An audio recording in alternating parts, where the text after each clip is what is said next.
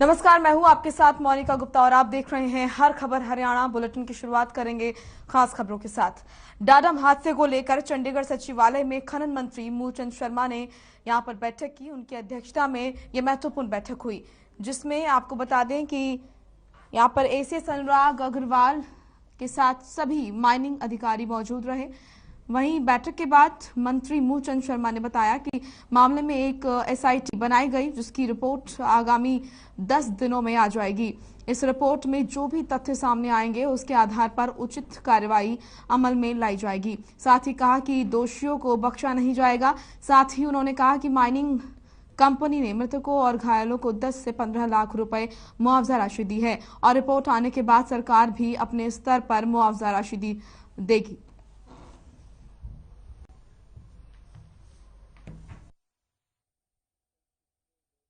Injured हुए उस सारी मैंने मीटिंग ली थी। एक एसआईटी गठित करी है, एसपी है, एसडीएम है, फॉरेस्ट का अधिकारी है, एक माइनिंग अफसर है। इस तरह की टीम बनाई है जो टीम बना के रिपोर्ट देगी कि किस कारण से हादसा हुआ है। कब तक ये रिपोर्ट आ जाएगी सर? जल्दी रिपोर्ट आ जाएगी, जल्दी। इसमें माननीय मुख्यमंत्री स्वयं इसमें देख रहे हैं। आने वाले 8-10 दिन में रिपोर्ट आ जाएगी। भाई किस हादसे, बार बार जो आरोप लग रहा था जी ये तो माइनिंग बाहर से हुई है, ये भी है कि माइनिंग का ही पार्ट है और माइनिंग का ही पार्ट है और माइनिंग के अंदर का पार्ट है जो गिरा है। और गाजियाबाद रोड सेफ्टी जो माइनिंग देखती है वो भी लोग हैं, जहाँ माइनिंग सेफ्टी जो वो देखते हैं, उसको जो देखते हैं वो भी इसमें वहां पे कमेटी में।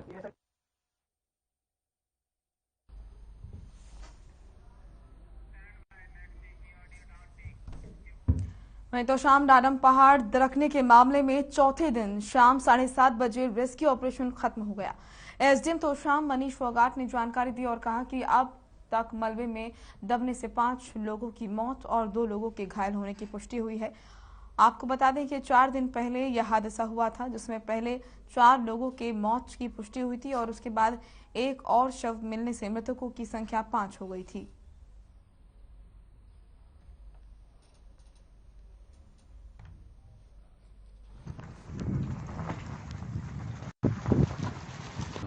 अच्छा, इसका कब से फोन आया था आपके पास? करीब हफ्ता दिन पहले से फ़ोन आ रहा था। बोल रहा था मैं परेशान हूँ और वेदपाल तेवर के नाम से है कोई, वो बोल रहे थे दबाव था इसके ऊपर कि जाओ बार काम करो। ये लोग बोलते थे ज़्यादा वो है, खतरा है, डेंजर है, नहीं कर पाएंगे काम। ज़बरदस्ती उनसे करवाते थे और मेरा भाई चला गया। अच्छा, आप क्या 2022 को प्रातः लगभग 9:15 बजे के आसपास डाडम माइनिंग जोन में एक दुर्घटना घटित हुई थी, जिसमें तुरंत प्रभाव से बचाव कार्य शुरू कर दिया गया था। उस दौरान बचाव कार्य के दौरान 5 मृत शरीर और 2 इंजर्ड पर्सन्स को बाहर निकाला गया था और इस बचाव कार्य में लगभग 10 से 11 व्हीकल्स मशीनरी बाहर निकाली गई हैं और कल शाम दिनांक 4/1/2022 को लगभग 7:30 बजे के आसपास ये सूचना प्राप्त हुई। जो वहाँ पे एनडीआरएफ के इंचार्ज थे निरीक्षक संजय जी, उनके द्वारा सूचना प्राप्त हुई कि उन्होंने पुनः वेरीफाई कर लिया, एरिया को निरीक्षित कर लिया है स्निफर डॉग और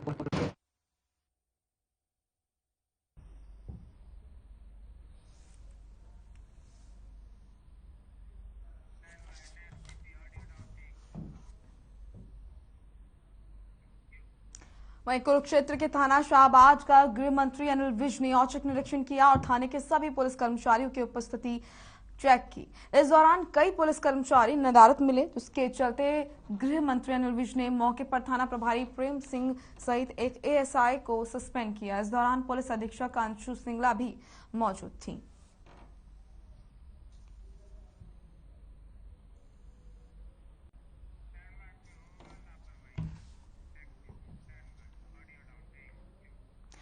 पीओ में सरकारी गाइडलाइन की धज्जियां उड़ती हुई नजर आ रही हैं। दरअसल सरकार ने कोरोना के बढ़ते खतरे को देखते हुए आदेश जारी किए हैं, जिसके तहत सभी कॉलेजेस, स्कूल और कोचिंग सेंटर को 12 जनवरी तक बंद करने का आदेश दिया गया।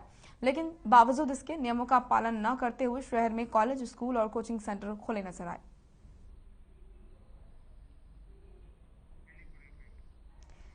तो सरकार की कोरोना के खिलाफ गाइडलाइंस की धज्जियां उड़ती हुई नजर आ रही हैं। तस्वीरों में आप देख सकते हैं किस तरीके से कॉलेजेस, स्कूल और कोचिंग सेंटर्स जो हैं वो खुले रहे। हालांकि यहाँ पर गाइडलाइंस जारी की गई थी कि 12 जनवरी तक सभी स्कूल, कॉलेजेस और कोचिंग सेंटर्स को बंद किया जाए, लेकिन यहाँ पर अपनी मनमानी करते हुए स्कूल, कॉलेजेस और कोचिंग सेंटर्स खोले गए।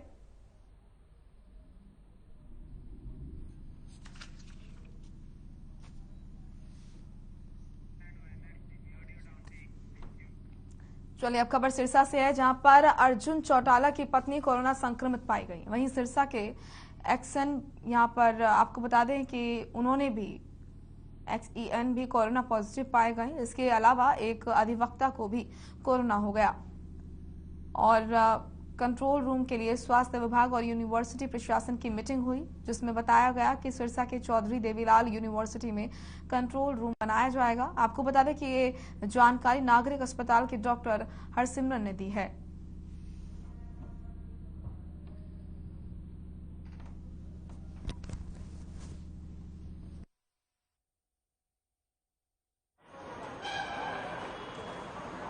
नौ केस अभी तक पिछले कल की डेट में पाए गए थे, जो हमने बुलेटिन में मतलब दिए थे इसमें। तो मतलब उसमें 4 केस सिरसा के थे, एक तेजाखेड़ा का, 2 कालांवाली, एक करमगढ़, एक रानिया का था। तो अभी तक जो रिपोर्ट है हमारे पास, आज के केस 3 पॉजिटिव आए हैं अभी तक। तो उसके लिए प्रशासन पूरा अलर्ट है और हमारा हेल्थ डिपार्टमेंट भी इसमें अलर्ट है।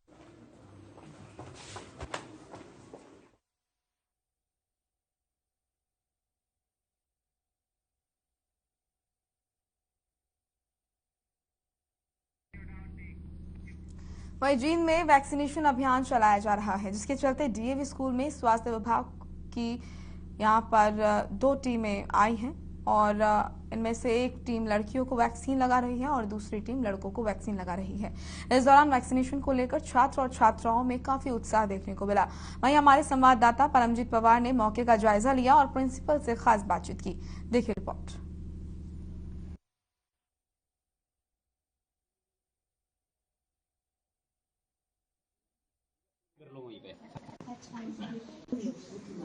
आज से स्कूलों में भी वैक्सीनेशन लगने की शुरुआत हो चुकी है। हम फिलहाल DAV स्कूल में मौजूद है। आप देख सकते हैं स्वास्थ्य विभाग की टीम यहाँ पहुंच चुकी है और जो यहाँ के स्टूडेंट हैं उनको वैक्सीनेशन लगाना शुरू कर दिया है। हालांकि जो यहाँ के स्टूडेंट उनमें काफी उत्साह देखने को मिल रहा है वैक्सीनेशन के प्रति। हालांकि देखिए अभी सरकार ने 15 साल से लेके और 18 साल तक के बच्चों को वैक्सीनेशन लगाने की शुरुआत की थी, लेकिन आज ओमिक्रॉन के खतरे को बढ़ते देखते हुए आज फिर जो है स्कूलों में भी शुरुआत इसकी कर दी है। यहाँ के स्टूडेंटों से बात करते हैं। भाई साहब, आज टीका लगवाया आपने, क्या कहना चाहेंगे? जो स्कूलों में शुरुआत की गई है वैक्सीनेशन की, कैसे देखते हैं? सबसे पहले तो ये कहना चाहूँगा कि बहुत अच्छा काम कर रहे हैं। वैक्सीनेशन हर शहर में नहीं पहुंची जाती, क्योंकि जींद अच्छा शहर है तो यहाँ पे वैक्सीनेशन करनी बहुत जरूरी है। तो जो है स्टूडेंटों में काफी उत्साह देखने को मिला है और आज से यानी कि सुबह से इसकी शुरुआत हो गई थी। सभी को वैक्सीनेशन लगे ताकि ओमिक्रॉन का खतरा ना बढ़ सके। यहाँ के टीचर हैं, उनसे बात करते हैं। सर, आज से स्कूलों में शुरुआत हो गई है वैक्सीनेशन की, क्या कहना चाहिए? हाँ सर, वैक्सीनेशन की शुरुआत ये डिस्ट्रिक्ट एडमिनिस्ट्रेशन और पब्लिक हेल्थ का एक बड़ा अच्छा और सार्थक कदम है, क्योंकि कोरोना महामारी जो बिना वैक्सीनेशन के नहीं खत्म हो सकती। और वैक्सीनेशन करके जो सरकार ने और एडमिनिस्ट्रेशन ने एक अच्छा कदम उठाया है, इसमें आप देख पा रहे हैं कि बच्चों में बड़ा उत्साह है और सभी बच्चे बढ़ चढ़ के हिस्सा ले रहे हैं वैक्सीनेशन के लिए। तो गवर्नमेंट का ये कदम जो बहुत ही सराहनीय कदम है। अच्छा सर, कितना लक्ष्य रखा गया है पूरे दिन के अंदर, कितने जो है स्टूडेंटों को वैक्सीनेशन की जाएगी? स्टूडेंट्स जो है हमारे 15 to 18 ईयर एज ग्रुप के जितने स्टूडेंट्स हैं, आइदर फ्रॉम द प्राइवेट और गवर्नमेंट स्कूल्स, सभी के लिए गवर्नमेंट ने लक्ष्य रखा है, जिससे कि हमारे 9 to 12 तक के बच्चे जो बोर्ड क्लासेज के हैं उनकी स्टडी इफेक्टेड ना हो और वो अपनी स्टडी को कंटिन्यू रखते हुए अपनी हेल्थ को मेंटेन रख सके। देखिए, लोगों से अपील तो की ही जा रही है कि आप मास्क लगाइए, सैनिटाइजर का प्रयोग कीजिए और सोशल डिस्टेंस का पालन कीजिए। हालांकि अभी की बात की जाए तो जो लक्ष्य है फिलहाल पूरे दिन के अंदर 700 स्टूडेंटों को टीकाकरण किया जाएगा। हालांकि स्वास्थ्य विभाग की तरफ से 2 टीम यहाँ पे आई हुई हैं। एक जो टीम है वो लड़कियों को वैक्सीनेशन लगा रही है और जो दूसरी टीम है वो लड़कों को वैक्सीनेशन लगा रही है, ताकि जो है बहुत जल्दी वैक्सीनेशन को पूरा किया जाए। हालांकि देखिए, जो जींद के डीसी हैं उन्होंने सख्त आदेश दिए हैं कि 1 सप्ताह के अंदर पूरे जिले के जितने भी स्कूल हैं उनमें जो बच्चे हैं उनको वैक्सीनेशन लगनी चाहिए। और फिलहाल की बात की जाए तो जिले के अंदर 19 केस कोविड के एक्टिव हैं। अपने सहयोगी सोनू कुमार के साथ परमजीत पवार, हर खबर हरियाणा। चलिए रुक करेंगे इस वक्त की बड़ी खबर का। पंजाब से बड़ी खबर आ रही है, जहां पर प्रधानमंत्री नरेंद्र मोदी की जो रैली है वो रद्द हो गई है। इस वक्त की बड़ी और अहम जानकारी पंजाब से। फिरोजपुर में प्रधानमंत्री नरेंद्र मोदी की रैली होनी थी, सुरक्षा कारणों से इस रैली को रद्द किया गया। फिरोजपुर में होने वाली प्रधानमंत्री नरेंद्र मोदी की रैली को सुरक्षा कारणों से रद्द किया गया। पंजाब से इस वक्त की ये बड़ी और अहम जानकारी आप तक पहुंचा रहे हैं। प्रधानमंत्री नरेंद्र मोदी दरअसल आज फिरोजपुर में रैली करने वाले थे, लेकिन बताया जा रहा है कि कुछ सुरक्षा कारणों के चलते इस रैली को रद्द किया गया।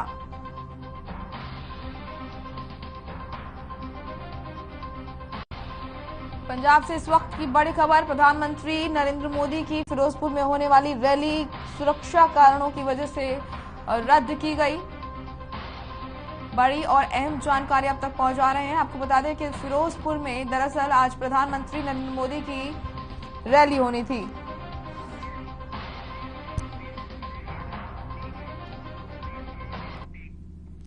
ब्यूरो हेड स्वर्णजीत सिंह हमारे साथ जुड़ चुके हैं ज्यादा जानकारी के साथ। स्वर्णजीत, आज फिरोजपुर में प्रधानमंत्री नरेंद्र मोदी की रैली होने वाली थी, आखिर किन कारणों से इस रैली को रद्द किया गया है और क्या कुछ अपडेट मिल पा रहा है?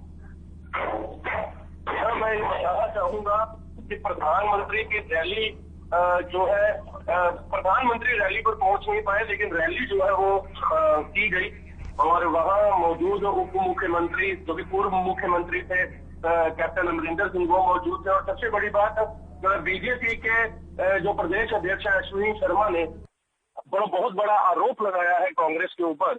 उन्होंने कहा कि चुनी सरकार डर चुकी है। आज देश के प्रधानमंत्री जो कि विश्व के नेता है, उनकी आज रैली होनी थी, लेकिन प्रदेश की सरकार ने उनकी सुरक्षा से संबंधित जो है हाथ खड़े कर दिए, सुरक्षा मुहैया करवाने के लिए मना कर दिया। और यही कारण है कि प्रधानमंत्री रैली स्थल पर पहुंच नहीं पाए और उन्होंने आज बहुत बड़े पैकेज का ऐलान करना था और बीते काफी दिनों से क्यास लगाए जा रहे थे। आज इस रैली को जो प्रतिद्वंदी है वो भी बहुत ज्यादा उनकी नजरें बनी हुई थी। और अश्विनी शर्मा ने तो बहुत बड़े आरोप लगाए। हर खबर पर उन्होंने ये कहा कि रास्ते में जितनी बसें आ रही थी उनका खाना, हमारे कार्यकर्ताओं का बसों में से खाना भी निकालकर बाहर फेंका गया। ये कहीं ना कहीं कांग्रेस का षड्यंत्र है और आज कांग्रेस की हार हुई है और बीजेपी के कार्यकर्ताओं और नेताओं की जीत हुई है। इतने खराब मौसम में भी लाखों कार्यकर्ता समर्थक रैली स्थल पर पहुंचे। बिल्कुल। और अगर बात की जाए यहाँ पर इस रैली के रद्द होने की स्वर्ण जी, तो यहाँ पर काफी महत्वपूर्ण ये रैली, आपने खुद ने बताया कि बहुत महत्वपूर्ण ये रैली थी क्योंकि कई बड़ी घोषणाएं यहाँ से करने वाले थे प्रधानमंत्री नरेंद्र मोदी। तो क्या कुछ ये घोषणाएं रहने वाली थी? सबसे पहले प्रधानमंत्री ने फिरोजपुर पहुंचते ही पीजीआई का आज उद्घाटन करना था। एक सैटेलाइट अस्पताल पीजीआई का उद्घाटन करने का उनका प्रोग्राम था और उसके बाद उन्होंने शहीद भगत सिंह के स्मारक पर भी जाना था। पास में ही एक गांव है और उसके बाद उन्होंने रैली स्थल पर आना था। तो बहुत कार्यकर्ताओं और समर्थकों में कई कार्यकर्ताओं के साथ हमारी बातचीत हुई। उन्होंने कहा, हमने उनसे पूछा कि इतने खराब मौसम में महिलाएं और आप सब लोग पहुंचे हैं और आज प्रधानमंत्री यहाँ पहुंच नहीं पा रहे, तो क्या आप के मन में कैसा क्या भावना है? तो उन्होंने साफ कहा, हम बहुत उत्तेजित हैं। देश के प्रधानमंत्री अगली बार आएंगे, हम फिर ऐसे ही उत्साह के साथ आएंगे। ना हमें बरसात रोक सकती है, ना तूफान रोक सकता है। हम अपने नेता को सुनने के लिए और सब में उत्साह बुलारे मार रहा था। बिल्कुल। और क्योंकि एक कार्यकर्ता जो है जमीन से जुड़ा होता है और आपने जैसे कि बताया कि वहां पर रैली स्थल पर जो बड़ी संख्या में कार्यकर्ता भी जुटे हैं, तो उनमें भी खासा कहीं ना कहीं उदासी होगी मन में, क्योंकि इंतजार काफी वो कर रहे थे प्रधानमंत्री नरेंद्र मोदी का। ऐसे में क्योंकि आप फील्ड पर हैं, क्या बातचीत उनसे हुई, क्या उनका कहना है? देखिए, नेताओं का सीधे तौर पर, चाहे वो छोटा नेता ब्लॉक नेता था, चाहे वो पार्षद रहे हो, क्योंकि अभी निकाय चुनाव पंजाब में होकर हटे और बीजेपी के पार्षद भी हैं, वो भी पहुंचे हुए थे। उन्होंने सबने आरोप लगाया कि रास्ते में एक षड्यंत्र रूपी जो मुखौटा है वो किसानों का कांग्रेस द्वारा ऐसे लोगों को तैयार किया गया जिन्हें ये कहा गया कि ये किसान है, क्योंकि बीती रात 1 बजे तक किसानों ने सड़क मार्ग जो है वो रोका था, लेकिन गजेंद्र यादव के हस्तक्षेप के बाद जो किसान थे वो अपने घर वापस लौट गए थे। रात को रास्ता खुल गया था, लेकिन आज सुबह होते होते खबरें ये आने लगी कि एक बार फिर किसान जो है वो सड़क मार्ग को रोक रहे हैं। और उसके बाद आज बीजेपी के जितने स्थानीय नेता हैं या तो जैसा कि मैंने बताया आपको, चाहे पार्षद हैं, छोटे नेता है या उन सब का यही कहना था कि षड्यंत्र के तौर पर हमें रास्ते में हमारी गाड़ियों को रोका गया, हमारी बसों को रोका गया, हमारी हजारों की संख्या में बसें जो है रैली स्थल पर पहुंच रही थी और उनका रूट डाइवर्ट किया गया। और कहीं ना कहीं अश्विनी शर्मा ने तो पुलिस प्रशासन पर भी आरोप लगाया कि आज मौजूदा मुख्यमंत्री पंजाब के चरणजीत सिंह चन्नी के आदेशानुसार पुलिस ने भी जो है उनके कहना अनुसार ही कार्य किया। चलिए आप बने रहिए। स्वर्णजीत, बीजेपी राष्ट्रीय अध्यक्ष जेपी नड्डा ने क्या कुछ कहा है ट्वीट करके, ये जरा जानकारी दे देते हैं दर्शकों को। दरअसल ये जो रैली रद्द हुई है उसको लेकर जेपी नड्डा ने ट्वीट किया है और ट्वीट में बताया कि सुरक्षा कारणों की वजह से जो रैली है फिरोजपुर की प्रधानमंत्री नरेंद्र मोदी की उसको रद्द किया गया है। तो ये ट्वीट आप देख रहे हैं जहां पर जेपी नड्डा ने बताया कि किस तरीके से प्रधानमंत्री नरेंद्र मोदी की जो रैली है उसको कुछ सुरक्षा कारणों की वजह से रद्द किया गया। स्वर्णजीत हमारे ब्यूरो हेड लगातार हमारे साथ जुड़े हुए हैं। स्वर्णजीत, जेपी नड्डा ने भी यहाँ पर ट्वीट किया है और बताया है कि प्रधानमंत्री नरेंद्र मोदी की रैली जो फिरोजपुर में होने वाली थी वो सुरक्षा कारणों की वजह से रद्द की गई है।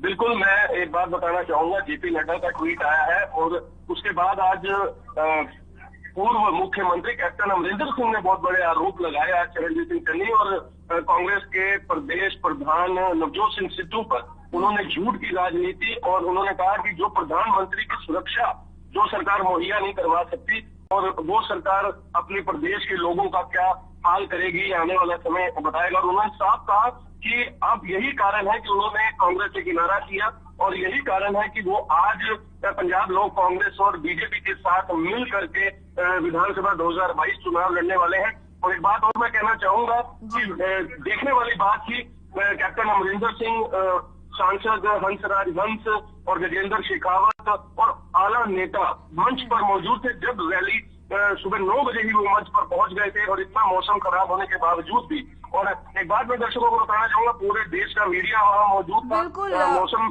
खराब के कारण जो हमारी रिपोर्ट्स थी वो भी नहीं पहुंच पा रही थी, लेकिन जो लोग हैं और नेता है वो अपने प्रधानमंत्री को मतलब देखने, एक झलक देखने के लिए लगातार बढ़ते चले जाते। बिल्कुल स्वर्णजीत, और हम एक्सक्लूसिव तस्वीरें भी दर्शकों तक पहुंचा रहे हैं। ये उस दौरान की तस्वीरें हैं जब सुरक्षा में कमी देखी गई प्रधानमंत्री नरेंद्र मोदी की और इस दौरान जो रैली है उसको रद्द किया गया। ये तस्वीरें हम दिखा रहे हैं, एक्सक्लूसिव तस्वीरें जब प्रधानमंत्री नरेंद्र मोदी की जो सुरक्षा है उसमें कहीं ना कहीं ढील देखी गई और इसी वजह से ये जो रैली है इसको रद्द किया गया। ये एक्सक्लूसिव तस्वीरें हम दिखा रहे हैं जब पूरा काफिला वहां पर पहुंचा और जब चेकिंग की गई और जब मालूम चला कि सुरक्षा में कहीं ना कहीं कमी है और इसी वजह से ये बड़ा कारण है कि ये जो रैली है इसको रद्द किया गया है।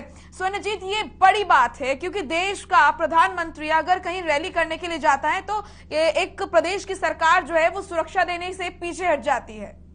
इसको किस तरीके से मैं एक बात अपने दर्शकों को बताना चाहूंगा, जैसा कि हमने अश्विनी शर्मा जो कि प्रदेश अध्यक्ष है बीजेपी के, हमने उनको कहा कि रैली स्थगित या रद्द कर दी गई, तो उन्होंने साफ कहा, उन्होंने कहा कि नहीं, रैली रद्द नहीं हुई, रैली हुई, लेकिन देश के प्रधानमंत्री को प्रदेश की सरकार कांग्रेस ने उन्हें सुरक्षा मुहैया न करवाने के कारण यहाँ उनका कार्यक्रम न हो, उन्हें पहुंचने नहीं दिया। रैली हमने की, इतने खराब मौसम में हमारे कार्यकर्ता भी पहुंचे, हमारे नेता भी पहुंचे, तो उन्होंने साफ कर दिया। लेकिन इस रैली में पंजाब वासियों का भला होना था, किसानों का भला होना था, क्योंकि बहुत बड़े पैकेज का ऐलान जो है देश के प्रधानमंत्री करने वाले थे। और अब ये देखना होगा कि आगे चल करके कब रैली के द्वारा ये पैकेज का ऐलान होता है या वर्चुअल तरीके से होता है, ये तो अब आने वाला समय ही बता पाएगा। बिल्कुल, और यहाँ पर जिस तरीके से प्रतिक्रियाएं भी अब सामने आने लगी हैं और यहाँ पर जेपी नड्डा का ट्वीट सामने आया है, क्या इस पर स्वर्णजीत राजनीति होगी? क्योंकि जैसा कि आपने बताया कि सुरक्षा कारणों की वजह से जो रैली है ये रद्द हुई है और प्रधानमंत्री नरेंद्र मोदी देश के प्रधानमंत्री हैं, और क्या राजनीति इस पर होगी? बिल्कुल, राजनीति इस पर होना स्वाभाविक है और 100% इस पर हर चाहे विरोधी पार्टियां जो है इसे भुनाने का प्रयास भरसक प्रयास करेंगी और वो कहीं ना कहीं अब जैसे जैसे बिल्कुल, और खासकर स्वर्णजीत, और खासकर जो बीजेपी है वो ये कहेगी कि कहीं ना कहीं जो प्रदेश सरकार है वो डर गई। बिल्कुल, वो सीधे तौर पर यही कह रहे हैं। बीजेपी के जितने आला नेता हैं उन्होंने यही कहा है। राणा सोढी जो अभी कांग्रेस पार्टी छोड़ करके बीजेपी में आए हैं, फतेह जंग बाजवा जो भी कांग्रेस, ये सिटिंग एमएलए थे, ये सिटिंग विधायक थे कांग्रेस में और अभी बीजेपी में आए हैं, उन्होंने भी सीधा तौर पर ये हमला किया कि कहीं ना कहीं कांग्रेस भयभीत है प्रधानमंत्री की इस रैली से। यही कारण है कि सुरक्षा मुहैया न करवा पाना चरणजीत सिंह चन्नी ने इसका हवाला देते हुए प्रधानमंत्री फिरोजपुर न पहुंच पाए और हुआ भी यही। और दूसरा, मौसम भी एक बहुत बड़ा कारण माना जा सकता है क्योंकि रात भर से ही मैं ये कहूंगा कि 1 मिनट के लिए भी बरसात रुकी नहीं है और लगातार तेज बारिश हो रही है। और बावजूद इसके फिर भी मैं ये कहूंगा कि फिरोजपुर के पंडाल में बिल्कुल स्वर्णजीत, एक बार फिर से बीजेपी के राष्ट्रीय अध्यक्ष जेपी नड्डा का ट्वीट हम दिखा देते हैं दर्शकों को। उन्होंने ट्वीट कर बताया कि सुरक्षा कारणों की वजह से प्रधानमंत्री नरेंद्र मोदी की जो रैली है फिरोजपुर में जो होने वाली थी उसको रद्द कर दिया गया है। जरा ट्वीट हम दर्शकों को दिखाते हैं। रैली रद्द होने पर जेपी नड्डा का ट्वीट सामने आया है। सुरक्षा में चूक को लेकर नड्डा ने निशाना साधा है। पंजाब सरकार पर उन्होंने निशाना साधते हुए कहा है सीएम चन्नी देश से माफी मांगे। पंजाब सरकार पर जेपी नड्डा ने निशाना साधते हुए कहा कि सीएम चन्नी देश से माफी मांगे। सुरक्षा में चूक को लेकर नड्डा ने पंजाब सरकार पर निशाना साधा। और एक बार ये ट्वीट आपको दिखा देते हैं जहां पर साफ तौर पर प्रदेश सरकार पर निशाना साधते हुए नजर आ रहे हैं बीजेपी के राष्ट्रीय अध्यक्ष जेपी नड्डा और कहते हुए नजर आ रहे हैं कि सीएम चन्नी जो हैं वो देश से माफी मांगे क्योंकि सुरक्षा में चूक को लेकर जो रैली रद्द की गई है फिरोजपुर में प्रधानमंत्री नरेंद्र मोदी की, इसकी सीधे जिम्मेदारी जो है वो प्रदेश सरकार की थी। और ऐसे में अगर ये रैली रद्द हुई है तो यहां पर माफी मांगनी चाहिए प्रदेश के सीएम चन्नी को। और जेपी नड्डा ने प्रदेश सरकार पर निशाना साधते हुए इस ट्वीट में साफ तौर पर हम देख भी रहे हैं और कहा भी है कि सीएम चन्नी देश से माफी मांगे। स्वर्णजीत हमारे ब्यूरो हेड लगातार बने हुए हैं। स्वर्णजीत, जाहिर सी बात है जैसा कि हम बात भी कर रहे थे कि राजनीति इस पर होना तय है और प्रतिक्रिया जो हम देख रहे हैं बीजेपी के राष्ट्रीय अध्यक्ष जेपी नड्डा की, वो साफ तौर पर बता रही है कि इस मुद्दे को बीजेपी और बुनाएगी। सीएम चन्नी से माफी मांगने तक के लिए कह दिया है जेपी नड्डा ने।